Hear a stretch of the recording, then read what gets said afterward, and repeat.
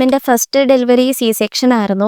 അപ്പോൾ എനിക്കിനിയൊരു normal pregnancy possible ആയിരിക്കും. നമ്മൾ അതിനെ പറയുന്നത്, അതായത് ഈ ആദ്യത്തേത് സിസേറിയൻ, രണ്ടാമത് വെജൈനലിന് വെക്കുക എന്നതിനെ പറയുന്നത് പേരെന്ന് പറഞ്ഞാൽ vaginal birth after caesarean section എന്നാണ്. അതായത് VBAC എന്ന് പറയും.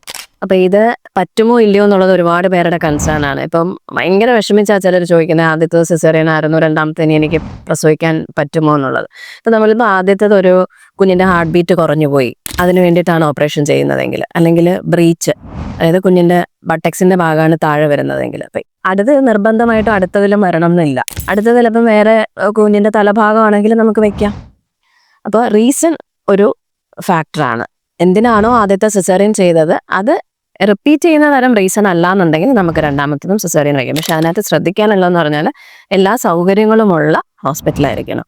അതായത് 24/7 നമുക്ക് അനസ്തേഷ്യ വേണം, പീഡിയാട്രീഷ്യൻ്റെ അവൈലബിലിറ്റി വേണം. അപ്പം നമ്മളിപ്പോൾ ഒരു ഡിസിഷൻ എടുത്തു കഴിഞ്ഞാൽ നമുക്കൊരു ഹാഫ് അവർ ടു 45 മിനിറ്റ്സ് നമുക്ക് ഓപ്പറേഷൻ ചെയ്യാൻ പറ്റണം. ചിലപ്പോൾ നമുക്ക് റീസൺ എന്ന് പറഞ്ഞാൽ സിസേറിയൻ ആകുമ്പോഴത്തേക്ക് സ്കാറൊക്കെ ചിലപ്പോൾ വിട്ടുപോകാം. ഓൾറെഡി ഒരു മുറിവ് അതിനകത്ത് ഇരിക്കുകയാണ്.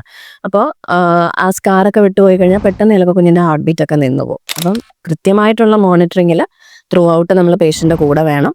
അങ്ങനെയുള്ള സൗകര്യങ്ങളുള്ള സ്ഥലമാണെങ്കിൽ നമുക്ക് VBACന് വെക്കാവുന്നതേ ഉള്ളൂ, പ്രശ്നമൊന്നുമില്ല.